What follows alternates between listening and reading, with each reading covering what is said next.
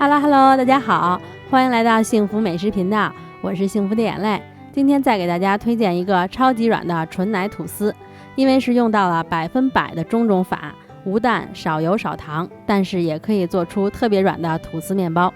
先来做中种面团，把牛奶和酸奶先放入揉面缸里，再放入酵母，然后再放入高筋面粉和盐，用厨师机的中速揉3分钟，把材料揉匀就可以了，也可以手揉。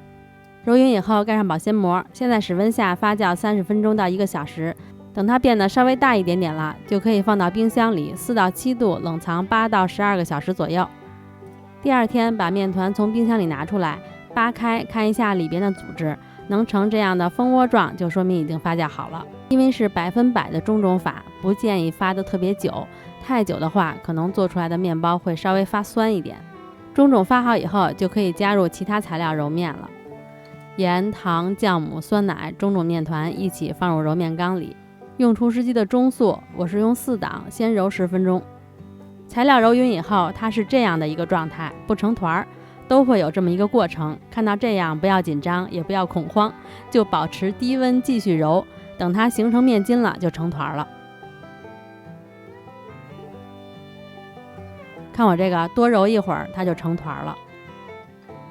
一定要注意面温，面温千万不能高，面温高了它就会越揉越稀。在整个揉面的过程中，面团温度都不可以超过26度。我是大概揉了16分钟左右，揉到这样的8分筋的状态，就是面团可以拉出膜，但是这个破洞还有一些锯齿，这样子就可以加入软化的黄油了。加入黄油以后，先用厨师机的低速3档揉3分钟，揉到看不到黄油了，然后再转中速揉。转了中速揉以后，就1分钟1分钟的检查面团状态，防止面团揉过了。最后就揉到这样，面团可以拉出比较光滑的膜，破洞边缘光滑，没有锯齿，或者有非常非常细小的锯齿，面团还很有韧性，这样就揉好了。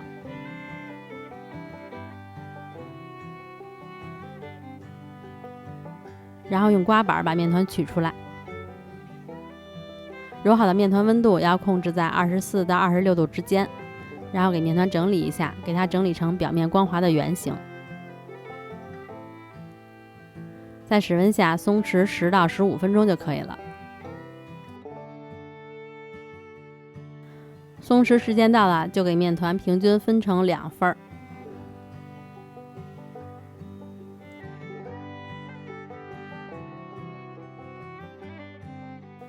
然后把分割完的面团再次滚圆。滚圆的时候也不用把它滚得太紧，稍微滚几下，表面光滑就可以了。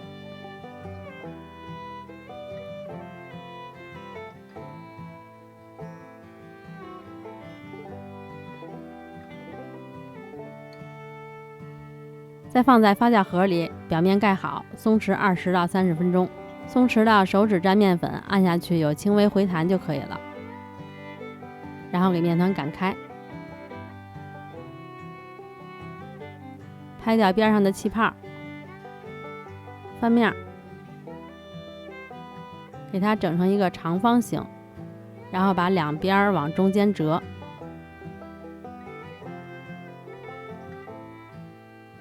再擀一下，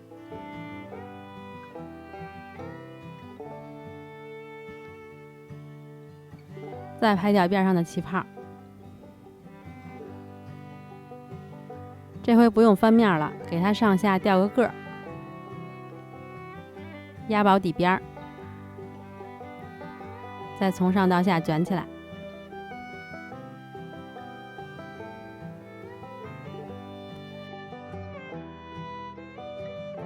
两个面团都正好行，就都朝着同一个方向放在吐司盒里，然后放到30到35度，湿度80%左右的环境里去发酵。发到8分满，在表面刷一层牛奶，刷蛋液也可以，因为这个不是纯奶吐司嘛，所以我就刷的牛奶。放到提前预热好的烤箱下层，上火160度，下火200度烤25分钟。对了，我用的这个是低糖吐司盒，所以可以烤25分钟。如果用的普通吐司盒，时间要延长。烘烤结束就赶快取出来，震一下模具，然后把面包脱模放在晾架上晾凉。这个面包里边没有鸡蛋，不是那种能发的特别高的，其实比较适合盖盖子做方形吐司。你们也可以盖盖子烤，如果盖盖子烤的话，表面不要刷任何东西。盖盖子烤也是上火160到180，下火200度烤25分钟左右。不分上下火的烤箱可以用190度烤25分钟左右。看这个面包虽然油少，但是也超级软。我是建议当天烤完别切，真的是太软不好切，包好室温放1晚上再切就好切点了。